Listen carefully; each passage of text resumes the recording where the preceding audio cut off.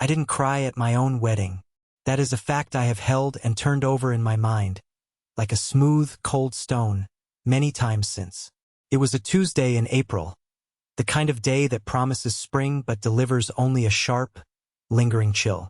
The ceremony, if one could call it that, took place in a room on the 70th floor of a steel and glass tower that pierced the soul sky. There were no flowers. There was no music. There was only the low hum of the city far below, a vast and indifferent engine, and the weight of a silence so profound it felt like a physical presence. My husband, a man I had met exactly 3 times, stood beside me. Kwon Yi-hoon. His name was a low chord of power in the circles he moved in, circles I was only just beginning to comprehend. To me, he was a solution, a terrible, elegant, and terrifyingly final solution. He wore a suit the color of a stormy sea, tailored with such precision it seemed less like clothing and more like a second skin. He did not look at me. His gaze was fixed on the registrar, a small, nervous man who seemed to shrink with every passing second. The room, I noticed, had reorganized itself around Ji-hoon's stillness. The 2 men standing behind him, his ever-present shadows, were positioned at angles that seemed both casual and geometrically perfect, covering all exits. One of them, a man with a face of carved granite whom I knew only as Mr. Park, held the papers. The registrar's voice trembled as he read the legalities. I focused on the view. The Han River was a silver ribbon bisecting the sprawling metropolis. Down there, people were living ordinary lives.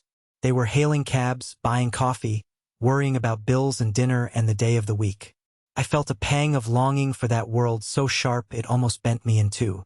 My world had shrunk to the dimensions of this room, to the terms of the contract Mr. Park now slid across the polished mahogany table. I signed my name, Lee So-min. The pen felt unnaturally heavy. My signature, usually a fluid scrawl, came out cramped and small. A signature of self-protective smallness. Then Ji-hoon signed. His was bold, clean, an architectural slash of ink. Done. He didn't offer me a ring. He simply turned his head, his dark eyes meeting mine for the first time that day. The silence stretched. I counted. 1, 2, 3 seconds longer than the conversation required. His eyes held no warmth, but they held a strange, unnerving certainty. You came, he said. His voice was quiet, a low baritone that carried no inflection but filled the space completely. It wasn't a question. It was a statement of fact, an acknowledgement of a transaction completed. I came, I agreed, my own voice a dry whisper. Because my ex-boyfriend, Jae-wook, a man with a charming smile and a gambler's soul, had left me with a debt so large it had its own shadow. A debt to men who did not accept apologies or payment plans. Men who had started leaving me messages, their voices like gravel and rust. Men whose world, I was beginning to understand, intersected with Kwon Ji-hoon's. I had come to him through a desperate, third-hand connection, a friend of a friend who knew someone who cleaned an office. I had expected to be turned away. Instead, I was brought to a quiet restaurant, all dark wood and hushed service. Ji-hoon had been there, waiting. He listened to my story without a word, his face impassive. When I finished, my voice raw, he had taken a slow sip of his tea. He needed a wife, a temporary arrangement, a woman with a clean background and no ties, to present a facade of stability to his rivals, to settle some internal business I did not understand. In return, the debt would be gone, vanished. I would be protected. I had flinched at that word. I'm not looking to be kept, I had said, my chin lifting with a pathetic flicker of defiance. His eyes had narrowed just slightly.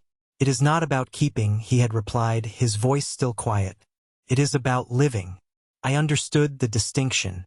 He was offering me the one thing Jae-wook's creditors were about to take away. He was offering me my life. The terms were simple. 6 months. Public record. A private reality of separate rooms and silent corridors. In 6 months, we would quietly divorce. My autonomy, he had assured me, would be respected. I told myself I believed him. I knew, even as I thought it, that I was lying. Autonomy was a luxury I had just signed away. Now, in this silent room on the 70th floor, He held my gaze for another 2 seconds. Then he gave a curt nod to Mr. Park. It's done. We walked out, the registrar already fading into a memory. Ji-hoon walked slightly ahead of me, a silent assertion of his position. I followed him into the elevator, the doors closing with a soft, final hiss, sealing me into my new life. The city fell away beneath us. I placed a hand on my stomach, a gesture so reflexive I barely noticed it. A secret inside a secret. The one thing I hadn't told him. The one thing he could never know. The baby I carried, a tiny, forming life, was his. From a single, desperate, anonymous night a month before I even knew his name. An impossible convergence of 2 separate despairs. He was marrying me to save his name. He had no idea he was also saving his heir. The first few weeks were an exercise in invisibility. I existed within the walls of his penthouse like a ghost, my footsteps absorbed by carpets so thick they seemed to hoard secrets. The apartment was a masterpiece of impersonal luxury. Vast plains of glass revealed the city in a perpetual silent panorama. The furniture was beautiful, architectural, and revealed nothing of the man who owned it. There were no photographs, no clutter, no sign of a life lived, only a life curated. Ji-hoon was a creature of routine and absence. He would be gone before I woke, a faint trace of expensive soap in the air, the only evidence he had been there at all. He returned late, long after I had retreated to my own wing of the apartment. We were 2 celestial bodies in a carefully choreographed, non-intersecting orbit. I told myself this was for the best. It was the arrangement I had agreed to, clean, simple, transactional. But the silence had a texture. It wasn't empty. It was dense, weighted, pressed in on me. I took to counting things to anchor myself. 312 floor tiles between my bedroom and the kitchen. 17 shades of gray in the living room. 6 days of silence before he spoke to me again. It was a Saturday. I was in the library, a room I loved, lined with books from floor to ceiling. I had been running my fingers along the spines, marveling at the collection, when I heard it. Your tea. I turned. He was standing in the doorway holding a single cup and saucer. It was a specific blend of roasted barley tea, one I had idly mentioned liking to the housekeeper, Mrs. Song, days before. I had assumed she had simply added it to the household stock. But here he was holding it out to me. The gesture was so unexpected it felt like a glitch in the system. I took it, my fingers brushing his. His skin was cool. Thank you, I said, my voice sounding rusty. He gave a small nod, his eyes scanning the shelves. He seemed about to say something else, but then his phone buzzed. A low, insistent vibration. He glanced at it, and the brief flicker of connection was gone. The mask of polite distance snapped back into place. He turned and left without another word. I stood there for a full minute, the warmth of the cup seeping into my hands. I told myself it was nothing, a simple courtesy. He had been on his way to the kitchen. Mrs. Song had asked him to bring it to me. It was a coincidence. I repeated these rationalizations until they felt almost true. But the questions began to plant themselves in my mind. The next week, a first edition of a book I'd said I admired appeared on the nightstand beside my bed. The air conditioning, which I'd found too cold, was adjusted to the precise temperature I preferred. These were small things, almost imperceptible shifts in my environment, but they were happening. It was a form of communication without words, a language of quiet observation I didn't know how to interpret. It felt like care, but it also felt like surveillance. Both of those were true. Mrs. Song, the housekeeper, moved through the apartment with the same quiet efficiency as everything else in Ji-hoon's world. She was a woman in her 60s with kind eyes and a mouth that seemed permanently set in a line of discreet competence. She never asked personal questions, but she would leave a small bowl of fruit on my desk when I worked late, or a soft blanket draped over the chair where I liked to read. She was, I realized, another of his intermediaries. He communicated his intentions through these quiet, peripheral actions, creating a buffer between himself and the messy reality of another person's needs. One afternoon, my friend Sarah called. Her voice, crackling with the cheerful chaos of her ordinary life, felt like a broadcast from another planet. "So, how's married life with the mystery tycoon?" she asked, her tone light and teasing. I looked out the window at the bruised gold of the sunset over the city. "I'm fine," I said, the words tasting like ash. "Just fine? Come on, Min. Is he handsome? Is he awful? Give me something he's—" "Quiet," I managed. The understatement of the century. I couldn't tell her the truth. I couldn't explain that my husband was a man whose stillness was more intimidating than any shouting I had ever heard, that my marriage was a business contract, that I was a prisoner in a gilded cage. After the call, the silence in the apartment felt heavier than ever. I walked to the window and pressed my forehead against the cool glass. The city below was a luminous grid, enormous and continuous, utterly indifferent to the small, secret drama playing out on the 70th floor. I was safe from Jae-wook, but I was more alone than I had ever been in my life. And I was hypervigilant. I started a new count. 11 minutes. The length of time Ji-hoon had spent in the library with me that one Saturday. It was the longest we had been in a room together since our wedding day.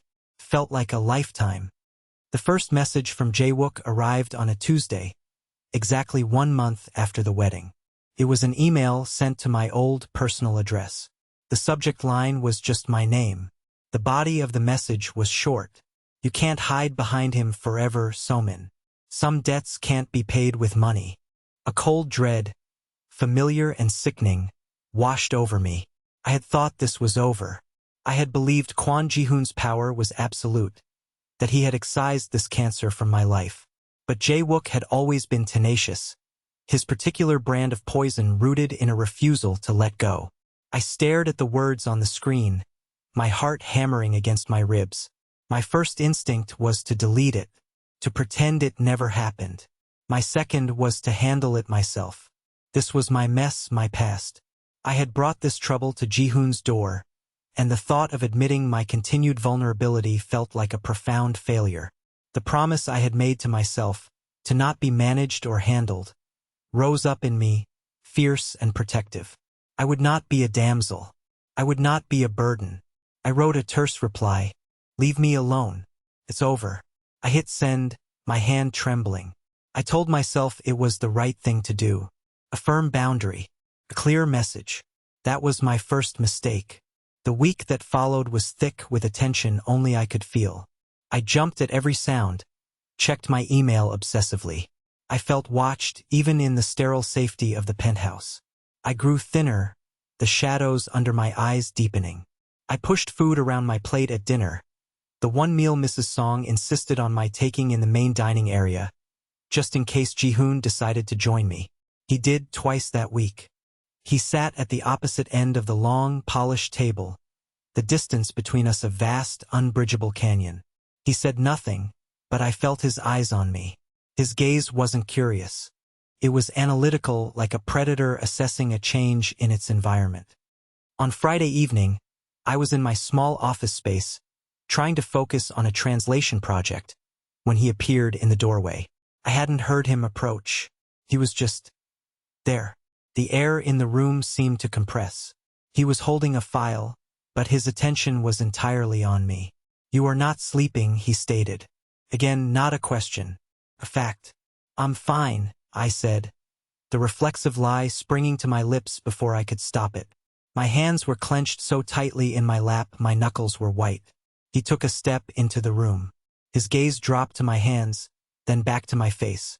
The silence stretched. I could hear the frantic beat of my own heart. "You are not safe," he said, his voice dangerously soft. The words hit me like a physical blow. It was as if he had peeled back my skin and looked directly at the fear I had been trying so desperately to conceal. How could he know? Had he seen the email? Was his surveillance of my life that complete? The thought sent a fresh wave of ice through my veins. "I don't know what you're talking about," I said, my voice tight. He took another step, closing the distance between us. The scent of him, that clean, expensive smell of soap and something else, something uniquely his, like ozone after a storm, filled my senses. His stillness was absolute, but I could feel the power coiled within it. "From tomorrow, you will not leave the building without Mr. Park," he said. and you will forward me your schedule every morning." My breath caught in my throat. The words were a calm, quiet order, but they were also a cage door swinging shut. "What? Why? I will not be a prisoner." My voice was sharper than I intended, laced with a panic I couldn't control. He didn't react to my tone. His expression remained unreadable. He simply looked at me, his dark eyes holding mine. "It is for your protection," he said. He did not explain further. He did not feel the need to. He stated the new reality, and he expected me to accept it. He turned to leave. At the door he paused. "Who is Lee Jae-wook?" he asked without turning around. My blood ran cold. He knew. Of course he knew. I said nothing. The silence was my only defense, a thin, flimsy shield against the tidal wave of his control. He didn't wait for an answer. He walked away, leaving me alone in the quiet room, the echo of his question hanging in the air like a sentence. The cage wasn't beautiful anymore. It was just a cage. And I finally understood that he had never intended for me to have any autonomy at all. He had just been waiting for me to prove I couldn't be trusted with it. Life under his explicit protection was a study in gilded confinement. Mr. Park became my shadow, a silent, imposing figure who drove me to the few appointments I was permitted to keep and waited with unnerving patience. He never spoke unless spoken to, and his replies were clipped and precise. It was suffocating.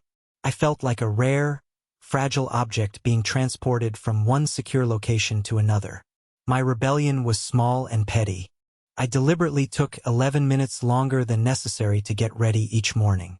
I changed my schedule at the last second. I spoke to Mr. Park in long, rambling sentences, hoping to provoke a reaction. He remained impassive, his granite face a mask of professional stoicism. It was like throwing pebbles at a mountain. My defiance was meaningless. Ji-hoon seemed to be home more often, or perhaps I was just more aware of his presence. We began to fall into a strange, silent domesticity. We would find ourselves in the kitchen at the same time in the mornings. He would be making coffee, the process a quiet, focused ritual. I would be getting juice.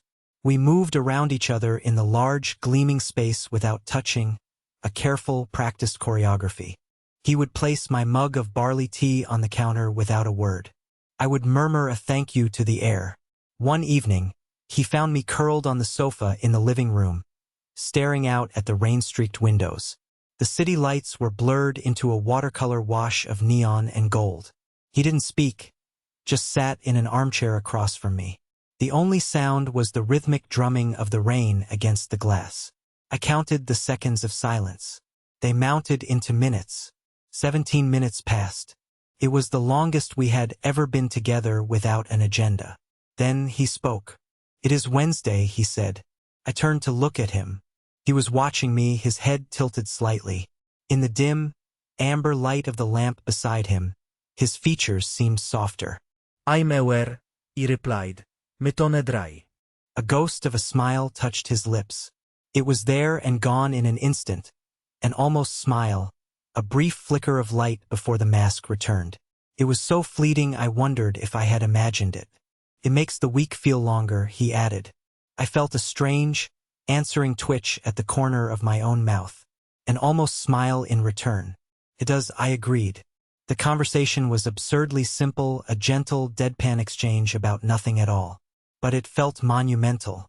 It was the first time he had offered a piece of himself, however small. Personal observation. A shared feeling about the passage of time. It was during this period that the reality of my pregnancy began to feel less like a secret and more like a second heartbeat inside me. The morning sickness had passed, replaced by a subtle, deep fatigue and a growing awareness of the life unfurling in the hidden space of my body. It was my secret, my anchor. In a life that was completely controlled by external forces, this was the one thing that was entirely mine. I knew, with a certainty that was both terrifying and thrilling, that it was a girl. I had no reason for this knowledge. It was just a deep, cellular conviction. My daughter, his daughter. The thought was a constant, low hum beneath the surface of my days. One night I couldn't sleep. I was in my office trying to distract myself with work, when he appeared. It was becoming a habit. "You are working late," he said from the doorway. "I need to finish this," I replied, not looking up from my screen. "My deadline is tomorrow." He walked in and stood behind me, looking over my shoulder at the document. It was a technical translation of an architectural proposal. His presence was a solid, warm weight at my back. After a moment, he spoke. "The word you are looking for is cantilevered, not overhanging. It implies structural support." I froze. I had been struggling with that exact phrase for 20 minutes. I looked up at him, startled. His expression was neutral, but his eyes were on the text. He pointed a long finger at the screen. "Here." The original text uses a term that speaks to the engineering, not just the aesthetics. "You are losing the precision." I stared at him, dumbfounded. How do you know that?" "I studied architecture," he said, as if it were the most obvious thing in the world. Before what?" I asked, the question slipping out before I could stop it. "Before this," he said, a vague gesture that encompassed the room, the building, the entire life he now inhabited. The moment of connection was there again, fragile and unexpected. He had shared another piece of his past. A small, personal detail from the life he had lived before he became Kwon Ji-hoon, the name that was a shield and a weapon. He saw the surprise on my face. The almost smile returned, lingering for a full 2 seconds this time. "Good night, Somin," he said, and then he was gone. I sat there for a long time, his quiet correction echoing in the room. He had seen my work. He had understood it. And he had, in his own terse, deliberate way, helped me. A warmth spread through my chest. A dangerous, unfamiliar feeling. Felt terrifyingly like hope. The illusion of peace shattered a week later. The threat, which had been a low hum of anxiety in the back of my mind, became sharp and terrifyingly real. I had gone to a small, independent bookstore, a rare indulgence Mr. Park had grudgingly allowed after a thorough security sweep. I was browsing the poetry section when I felt a prickle of unease. I looked up and saw him, Jae-wook. He was standing at the far end of the aisle, partially obscured by a shelf. He wasn't looking at me. He was examining a book, but his posture was all wrong. It was the feigned casualness of a predator. My blood turned to ice. I ducked behind a display and practically ran towards the front of the store, my heart a wild bird beating against my ribs. Mr. Park was waiting by the door, his eyes immediately registering my panic. "We need to go," I gasped, my voice thin. "Now." He didn't ask questions. He simply took my arm, his grip firm and steadying, and guided me out of the store and into the waiting black car. The sentences in my head became short, frantic fragments. He was there. He saw me. He knows where I go. The city, once a symbol of my confinement, now felt like a hunting ground. I was a fox and the hounds had been released. I didn't tell Ji-hoon. The shame was too great. It felt like I had personally led the danger to our door. I told myself I could just be more careful. I would stop going out. I would make myself smaller, more invisible. But the choice was no longer mine to make. 2 days later, a package arrived. It was a small, elegant box, addressed to me. Mrs. Song brought it to my office. I opened it with trembling hands. Inside, nestled on a bed of black velvet, was a single, withered gardenia. My stomach lurched. Gardenias had been my favorite flower. Jae-wook used to bring them to me. This one was brown and decaying, a symbol of something beautiful turned rotten. It was a message. "I know you. I remember. And I can still reach you." I dropped the box as if it were on fire. My breath came in ragged gasps. I backed away until my legs hit my desk chair and I sank into it, wrapping my arms around myself. The door opened. It was Mr. Park. He took in the scene in a single sweeping glance. My face, the dropped box, the dead flower on the floor. His expression didn't change, but something in his eyes hardened. He knelt, examined the flower without touching it, then looked at the box and the shipping label. He pulled out his phone and made a call. His side of the conversation was indecipherable. The package arrived. Affirmative. The bookstore was a probe. "This is confirmation." "I have it," he listened, then said, "Understood." He hung up. He looked at me, his gaze direct and devoid of pity. Mr. Kwon is on his way. The scene moved faster then. The world sharpened. Ji-hoon arrived within 15 minutes. He didn't come to my office. Mr. Park simply appeared at my door and said, "Mr. Kwon will see you in the study." The study was Ji-hoon's inner sanctum, a room I had never been invited into. It was dark, paneled in with the color of dried blood, and it smelled of old paper and leather. A single lamp cast a pool of amber light on his massive desk. He was standing by the window, his back to me, looking down at the indifferent city. The stillness he projected was different now. It wasn't calm. It was the lethal stillness of a panther gathering itself to strike. He turned. His face was a pale, taut mask. In his hand, he held the withered gardenia. "Mr. Park has been intercepting his messages for 3 weeks," he said. His voice was flat, devoid of emotion, but the words were a physical shock. The emails, the surveillance. We were tracking his movements. I stared at him, my mind reeling. They knew. They had known all along. My secret struggle, my pathetic attempts at defiance and control. They had been watching the whole time, letting me play out my little drama while they managed the real threat. The humiliation was so intense it felt like a physical burn, flushing my face with heat. "Why didn't you tell me?" I whispered. My voice was hoarse. He took a step closer, his eyes boring into mine. "I am asking you the same question," he said, his voice dropping to a near whisper. "Why didn't you tell me?" He was no longer a distant, powerful figure. He was a man, standing 3 feet away from me, and for the first time, I saw something other than control in his eyes. It was a flicker of something raw, something that looked almost like hurt. The sight of it broke through my shame and my fear. My carefully constructed walls crumbled. The reckoning came not with a roar, but with a terrible, quiet confession.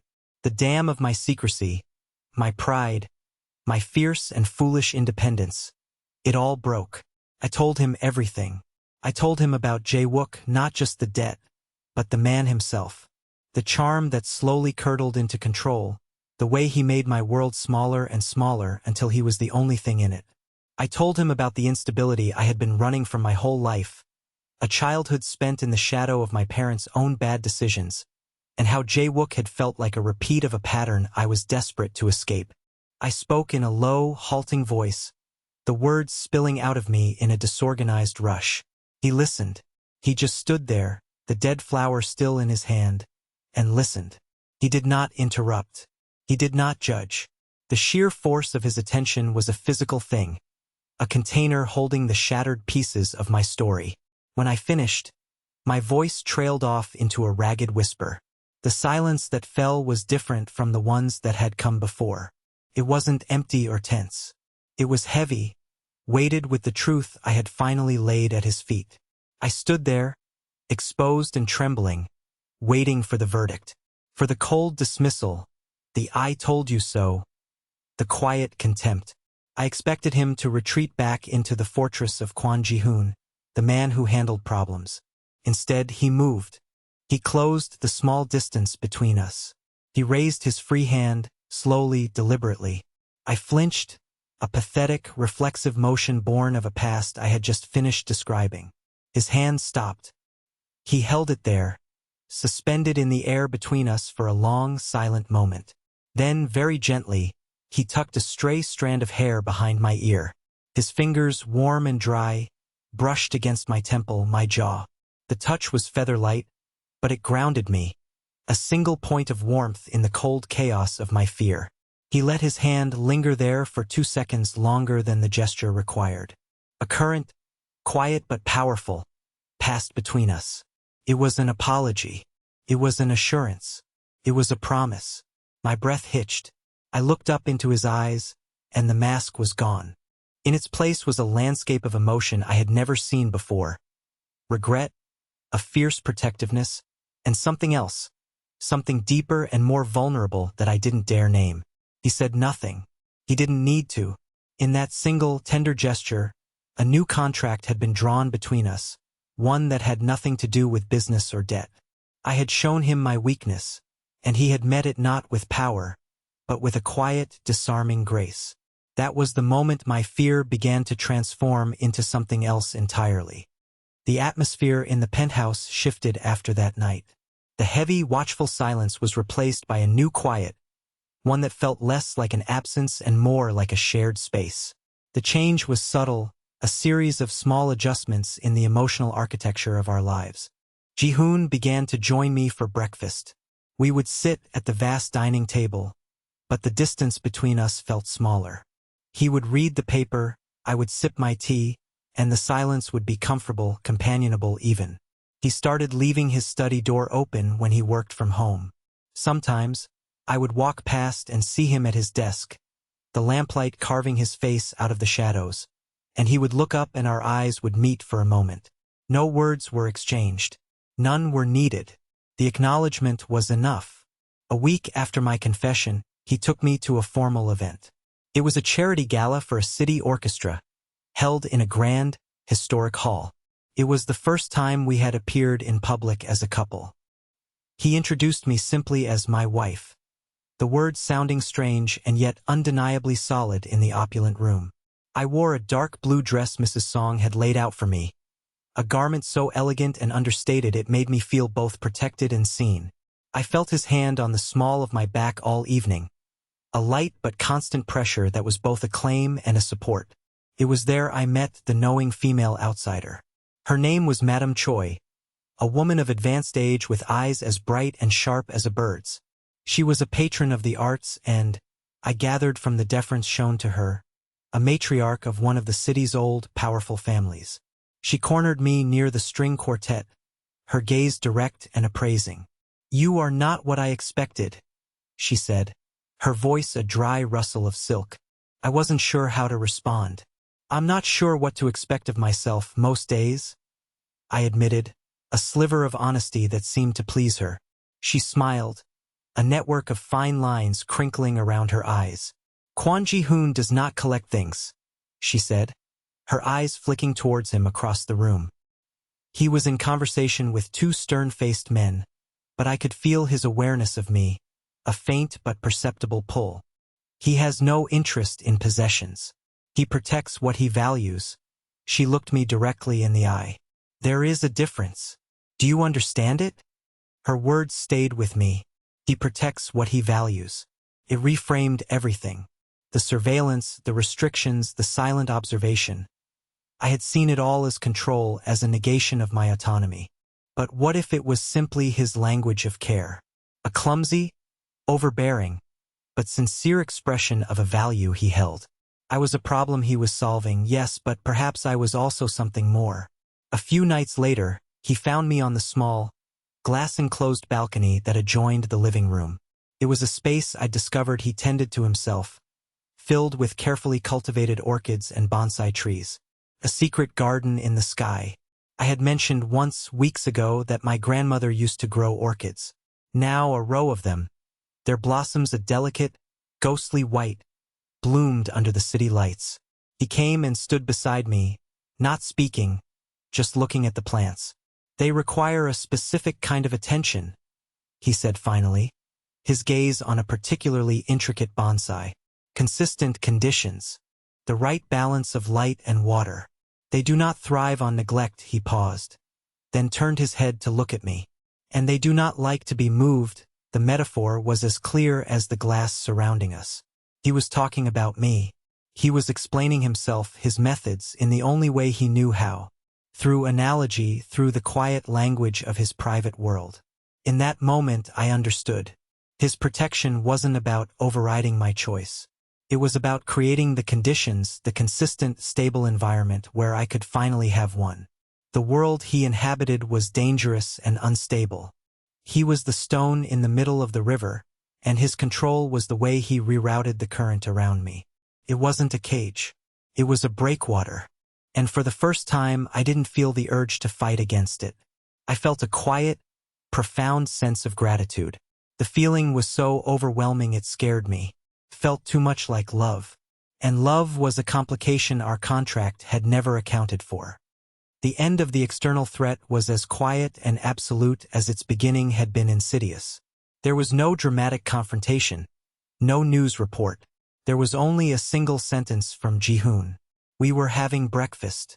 The morning light was a soft, gentle gray, filtering through the vast windows. He folded his newspaper, placed it precisely beside his plate, and looked at me. It is done, he said. His voice was calm, a simple statement of fact. Lee Jae-wook will not trouble you again.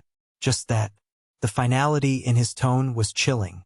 I didn't ask for details. I did not want to know the mechanics of the world that had just protected me. I didn't want to know the price that had been paid or by whom.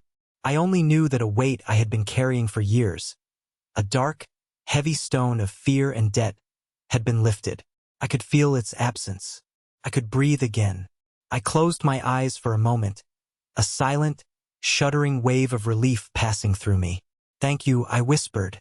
He simply nodded, then took a sip of his coffee. Past tense. The problem was solved.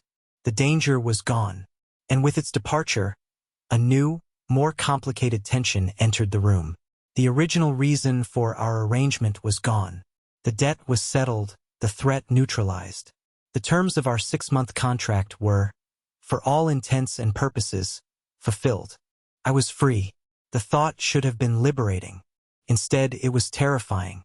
The gilded cage had become a sanctuary, and I had no desire to leave. The silence stretched between us, no longer companionable, but filled with 1,000 unasked questions. What now? What were we, without the scaffolding of crisis to hold us together? The next few days were excruciatingly polite. We moved around each other with a renewed, careful distance. The easy, silent companionship we had begun to build was gone, replaced by a formal courtesy that felt like a step backward. It was as if we were both waiting for the other to acknowledge the end, to initiate the dissolution of our temporary union. I knew I was in love with him. I had stopped lying to myself about that. It wasn't a dramatic, cinematic love. It was a quiet, creeping thing, built in moments of shared silence, in the unexpected tenderness of a hand on my jaw, in the sight of him tending his secret garden. It was a love that had taken root in the strange, sterile soil of our arrangement and had, against all odds, grown. But it was a love predicated on a lie, a monumental, life-altering lie. My hand went to my stomach, a gesture that was now a constant, unconscious comfort. The small swell was still barely visible beneath my clothes, but I could feel the truth of it every second of every day. His child, his heir, the one secret I had kept, even in the raw honesty of my confession. To tell him now would feel like a trap, a manipulation, a way to bind him to me just as I was supposed to be setting him free. How could he ever believe my feelings were genuine? How could it not look like the ultimate gambit? One evening, I found him in the library, the place where he had first brought me tea. He was standing by the window, looking out at the luminous city. The sight of his back, so straight and contained, filled me with a desperate, aching tenderness. I had to know. I had to break the silence. Yihon. I said his name. It was the first time I had spoken it aloud to him, not in a moment of panic or desperation, but simply to get his attention. The name felt heavy and unfamiliar in my mouth, a marked threshold I was consciously crossing. He turned, his expression unreadable in the dim light. Yes, the future of my life, of my child's life, hung on the next few words. I took a breath. The contract, I began, my voice unsteady. The reason for it is gone, he said nothing, just watched me, his stillness a challenge. You are free of the obligation, I stammered, forcing the words out. I can leave whenever you wish. I waited for the nod, the quiet agreement, the polite, efficient discussion of logistics that would follow. Instead, he was the one to break the silence. And what if I do not wish it? He asked, his voice a low, quiet current in the still room. My heart stopped. Just that. A question that was not a question. A possibility I hadn't dared to entertain. The choice was mine. I knew that now. His quiet question, and what if I do not wish it, had laid the power squarely in my hands. He would not keep me. He would not manage me. He would let me walk away.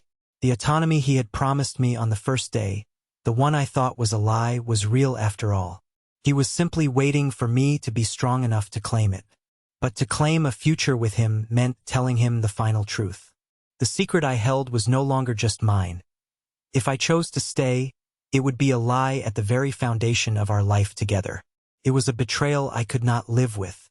I had to tell him about the baby. I spent the next day in a state of quiet, focused dread.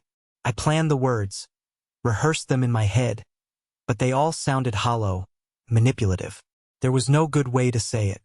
There was only the truth, stark and unadorned. That evening I found him in his study. He was not working. He was standing by the great window, as he so often did, a dark silhouette